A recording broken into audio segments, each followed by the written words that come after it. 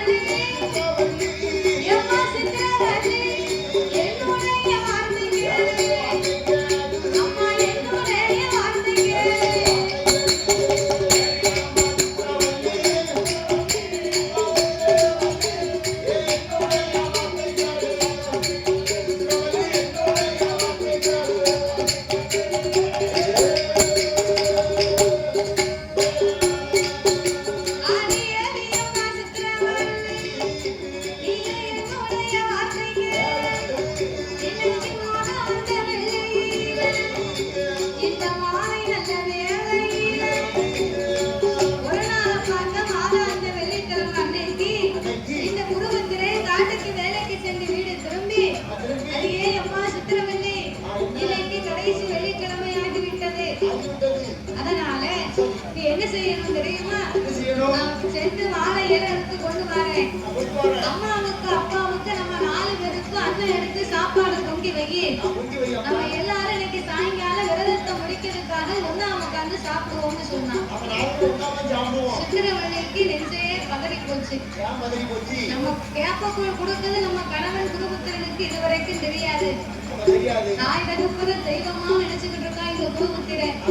அதனால நம்ம கணவன் நம்ம கேப்பக்கூழ் கொடுப்பதை தெரிந்து கொண்டா நமக்கு ஏதாவது சாபத்தெல்லாம் கொடுப்பாரு அப்படின்னு கவலைப்பட்டு வேற வழி இல்லாம நெல்லரிசி சாப்பாடு பொங்கினான். குருபுத்திரை இலையிறத்து வந்தா 4 பேரும் அமர்ந்திருந்தார்கள்.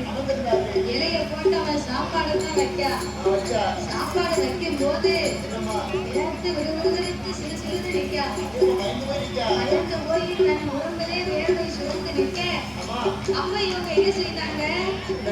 இந்த குருபுத்திரனுடைய அம்மாவும் அப்பாவும் என்னைக்குமே நமக்கு கேப்பக்கூழ் தானே கொடுப்பா, இன்னைக்கு என்னவோ தெரியல நமக்கு நெல்லரிசி சாப்பாடு எல்லாம் போட்டுருக்கா அப்படின்னு சொல்லி தாய் தகப்பனும் அம்மா சித்திரவள்ளி என்னைக்கும் கேப்பக்கூழ் கொடுத்து இன்னைக்கு என்னமா அண்ணன் சாப்பாடு கொடுத்துருக்கேன்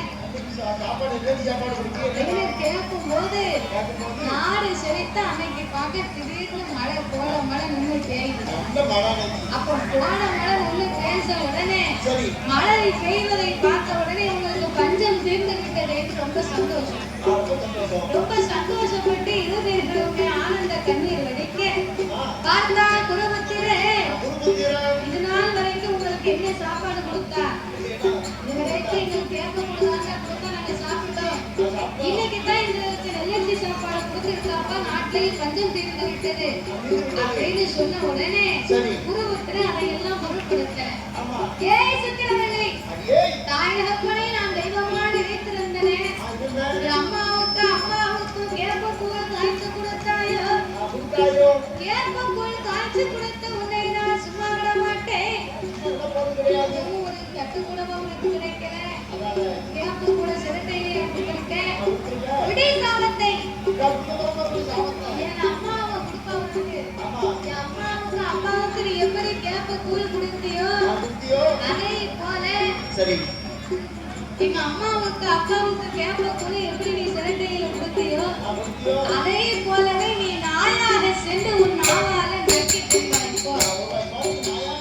நாயா நீ நக்கி சாப்பிடுவ அப்படின்னு இவர் குருபுத்திரே சாபத்தை கொடுத்துட்டார். சித்திரவள்ளிக்கு கோபம் வந்து விட்டது. ஏன் குருபுத்திரன் அண்ணா, உங்க அம்மாவுக்கு அப்பாவுக்கு நான் பஞ்சம் வந்ததுனால தானே நான் கேப்பக்கூழ் காய்ச்சி கொடுத்தேன். ஆனா உனக்கு நான் எதையுமே பொருளாக எதைக்குமே என் மனசுல நான் துரோகமே நினைக்கல. அப்படி இருக்கும் போது எனக்கா நீ சாபத்தை கொடுத்த? உன் தாய் தகப்பனே பிறந்து எண்ணி என்னை நீ எப்போது சாபத்தை கொடுத்தாயோ, உன் அம்மாவும் அப்பாவும் மாண்டம் அடைந்த வைகுண்டம் சேரும் போது நீ கொள்ளை வைக்க குழந்தை நீ இல்லாம போக அப்படின்னு சாபத்தை கொடுத்தாங்க. தகப்பனுக்கு அந்திய காலத்துல நீ உதக மாட்டேன்னு இவன் சாபத்தை கொடுக்க இவன் கொடுத்த பாவத்தை தீர்ப்பதற்காக இந்த சித்திரவதை செய்தது ஒரு கருமம் தானே. கருமத்தை தொலைக்கணுமா எங்க போகணும்? கருமத்தை தொலைக்கணுமான காசிக்கு போகணும். அப்ப கருமத்தை தொலைக்க காசிக்கு போக வேணும் என்று அந்த காசிக்கு போகணுமானா நாயகப்பனை காசி காவடியாகவே கட்டிக்கொண்டு அவர் எந்த குழந்தையும் சுமந்து கொண்டு காட்டுகளில் பாதையாக காசி